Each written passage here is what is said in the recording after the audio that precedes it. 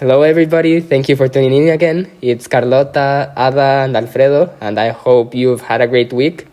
Hi. Hi, hello. So today's subject is gender inequality and climate change, that the climate crisis is not gender neutral. In a way, the title of the podcast already tells us the conclusion we are going to reach, that the climate crisis is not gender neutral. We are basing that on the UN Women article from 2022. However, what is important is how this conclusion is arrived at. And some other points we will be addressing, such as mitigation strategies, and we will also go over some key terms. Yes, and before we get into the discussion and the real content of this podcast, I just wanted to pinpoint that this is a very important topic. It affects all of us. After all, gender issues do not mean that it is an issue that only affects women, as some might think. So just keep that in mind while we have this discussion. So firstly, what does gender mean? If one claims that climate change is gendered, it means that it affects women and girls in a different way than men and boys. However, it is important to highlight that this does not mean that it only affects one gender, or that only one gender bears worse consequences, or that only one gender should bear the responsibility or act towards fixing the issue. So, to explain this claim that the climate crisis is not gender neutral, we will go over some of the dimensions in which it has a gender bias, meaning that its effects discriminate by gender. So that is the part. That's part of what having a gender perspective means, and that is what we're going to try to do with this whole episode. So first of all, I think we can try to tackle the economic dimension, and this economic perspective. We should have in mind that it's going to be centered on the individual. We are referring to the question of how climate change affects in different ways the livelihoods of women and girls, and then men and boys. And we don't only mean economy as in like GDP terms or very traditional economic discussions. We mean like the access to resources and having the ability to carry out their lives and all of these aspects. So also keep in mind while we discuss this. So one first way in which we could talk about this is looking at how women are overrepresented in economic sectors that depend on natural resources, but legal and cultural barriers make them have less access to these natural resources and land, and also less control over them and the decisions that are taken. So women's livelihoods in terms of economic opportunities and capacities to fulfill their basic needs depend more on natural resources, but a patriarchal societal system that as a consequence creates discriminatory laws and practices makes women have less access, control and decision-making capacities in regard to these natural resources. Mm-hmm. Exactly. That's a great explanation. So, for example, in sub-Saharan Africa, only 15% of the land is managed by women. In India, only 13% of landowners are women. 11% in the Philippines, 9% in Indonesia, and in Latin America, it's 25%.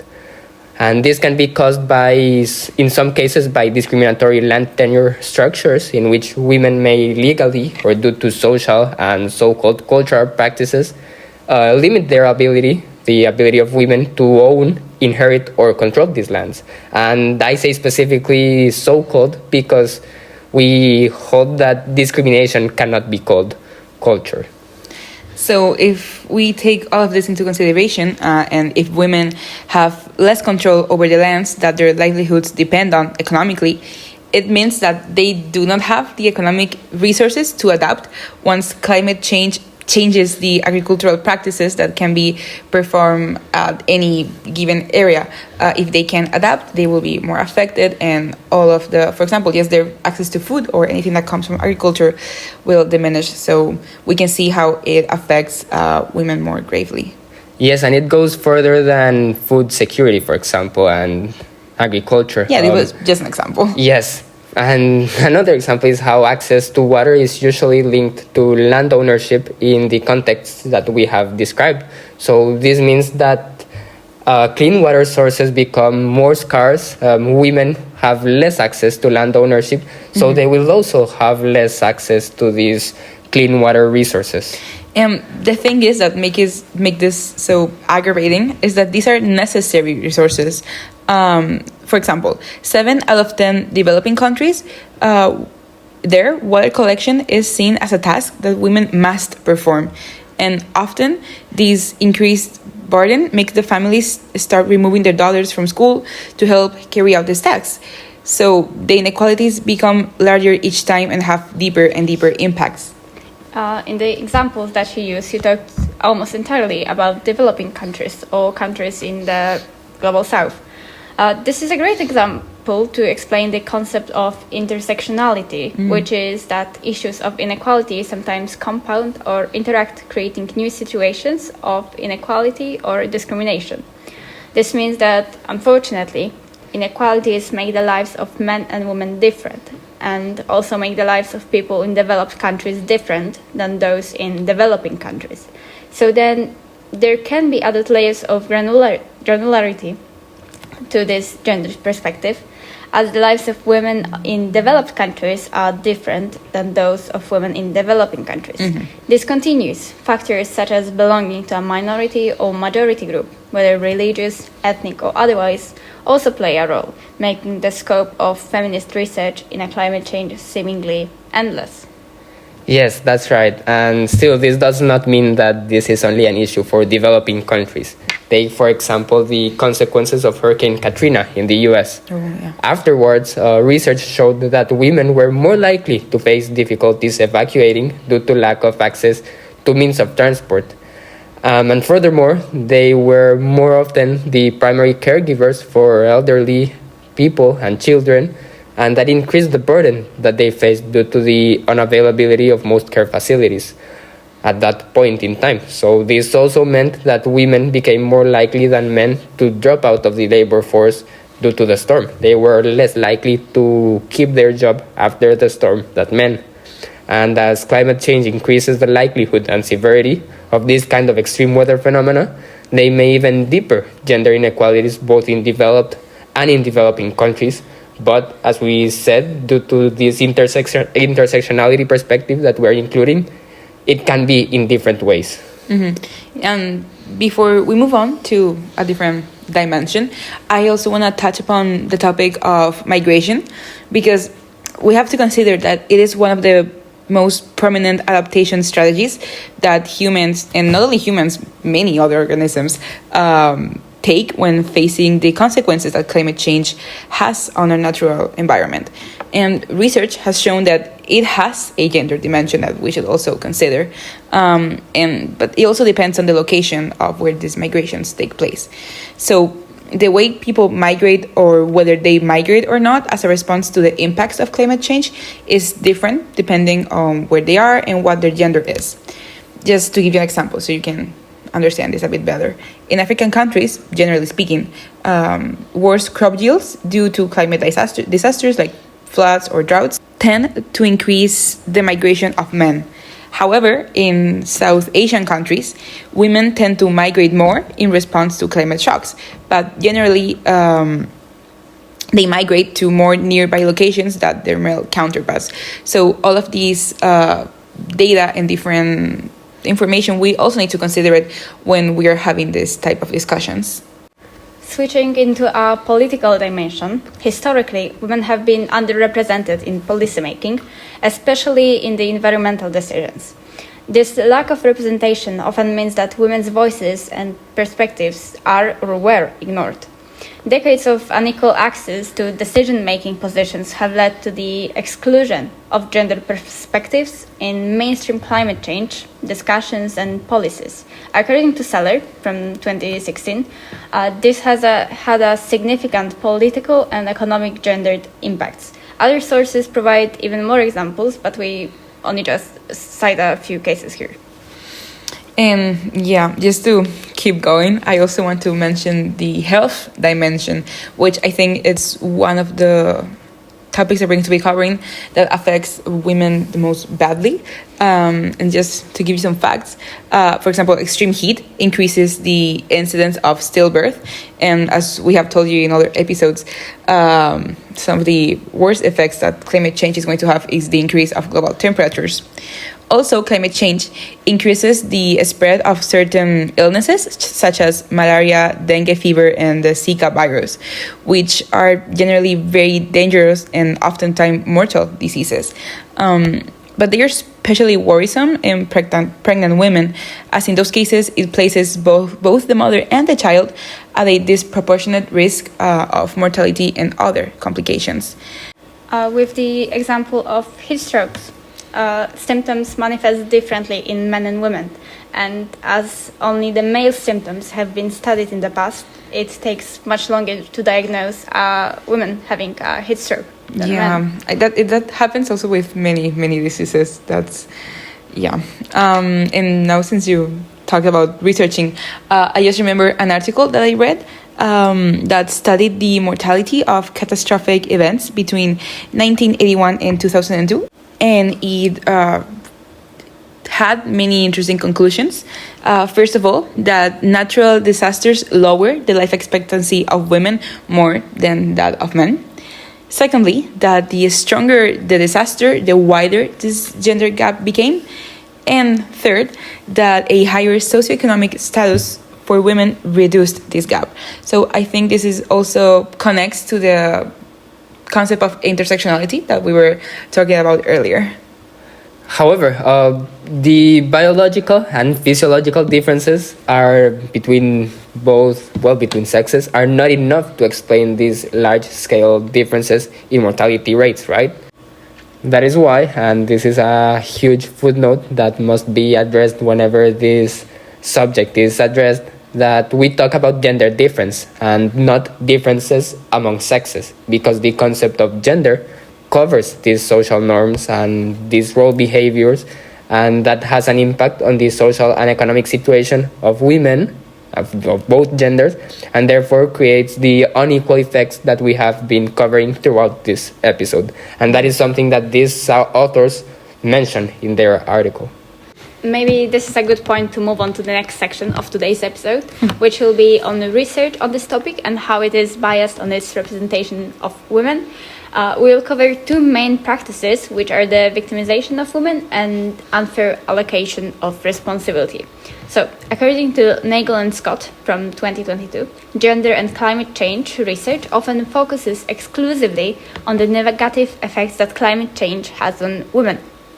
While this is a very important topic, of course, to explore, a lack of a broader perspective in research has a few negative consequences. Firstly, the disproportionate role men have on the causes of climate change are ignored. Research has shown that men dominate some of the industries most responsible for climate change, such as the fossil fuel industry, the military industry, among others, leading to labels such as special masculinity. Even men's cars tend to release more CO2 than the recreational activities tend to be more carbon intensive. If gender is equated to women, then climate change and its gendered effects may be labeled as women. Therefore, not only does it shift the attention away from who is contributing most to climate change, but also conditions policies on that fact, and therefore the policies might just look to alleviate some of the gendered effects that climate has on women, not actually addressing the climate change. Now, on the second part of this section will be on the burden of responsibility. And to illustrate this topic, the point that we're trying to make, I wanted to share the title of an article by the United Nations Food and Agriculture Organism that's titled "Women Hold the Key to Building a World Free from Hunger and Poverty." So I wanted to ask you, what are your thoughts on this title? Is it fair? Is it helpful to have these kind of ideas? Well, I think that this type of article only sees value in reducing gender inequality due to the idea that it can bring more economic growth, especially in agriculture. And it is not centered on the people, on the women, but it only sees gender equality as a means to an end. Yes, I agree with you. So, moving on, and like many of our episodes, this one will end on some key ideas regarding what we can do, so mitigation strategies. However, it'll be a little bit different. This is not going to be about all that can be done to tackle climate change. That would be a topic that we will be approaching throughout all of our podcasts episodes. But on this part, we will talk about some of the key ideas that should be incorporated into any action that is done towards limiting climate change if one wants to have this gender perspective. And here I want to bring up the concept of gender mainstreaming, which basically means that any planned action must consider its implications on all gender. So considering the experiences of all genders as an integral part of the decision-making process. For example, in politics, this differentiates between gender-blind policies, gender-specific policies with the idea of addressing these issues, and gender-sensitive policies that have other goals in mind, but consider the process of gender mainstreaming in the policy-making process. Some of the key challenges that arise with this is that for gender mainstreaming does not offer clear policy solutions, but it is rather more of a process on how to reach set policies and solutions. It gives you how to do the things, not what things to do. Also, it is not really clear how we can measure gender mainstreaming, and sometimes it can become a very binary perspective, which might exclude some LGBTQ plus identities like non-binary individuals or other gender identities. And we can also face other forms of intersectional discrimination. Finally, we should also mention that it risks the instrumentalizing of women, as we saw with the FAO article. Another mitigation strategy that is worth mentioning is having grassroots processes with stakeholders and having this inform the decision-making processes. Some decisions and policies taken at high-level government offices have failed because they are too far removed from the key stakeholders that they aim to benefit. Policies often end up being heavily gendered, failing to reflect the needs of women, thus failing to reduce inequalities. Policies taken at institutions that are often male-dominated or in which women are underrepresented create policies that, for example, continue to prevent women from having unequal access to information, financing, and other key resources to face the consequences of climate change. And by including stakeholders at a grassroots can incorporate the concept of intersectionality, as shown, for example, in Gaspers, Oftebo, and Cohen from 2022. Yes, and well, if you want to look at any of the articles we're mentioning, you will be able to find them, as always, in links in our bio and our link trees.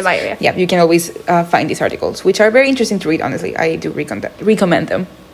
So, to summarize today's discussion, firstly, we need to remember that gender doesn't only mean women. And gender inequality also does not only affect women, as it's generally perceived.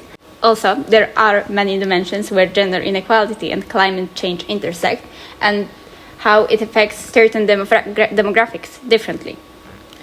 I also think I want to highlight the importance of intersectionality. We have seen it all throughout our discussion. Basically how there's no one-size-fits-all feminism or an approach to tackle gender inequality. We have seen how this affects women differently based on their location, their socioeconomic situation, and many other cultural or identitarian characteristics. And finally, there's no one policy not one policy or one action that will be able to single-handedly solve these issues. But there are a series of ideas and perspectives, such as the ones that we talked of, gender mainstreaming, grassroots processes with stakeholders, and intersectionality, that must be incorporated into the decision-making processes of climate action. So, thank you very much for listening. Thank you very much for tuning in. Feel free to check all our other social media. The link is in our description. And we hope to see you next week.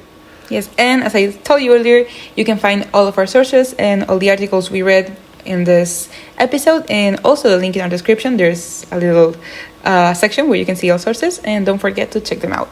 And subscribe, follow us on other social media, and talk to you next week. Yeah, bye. Bye.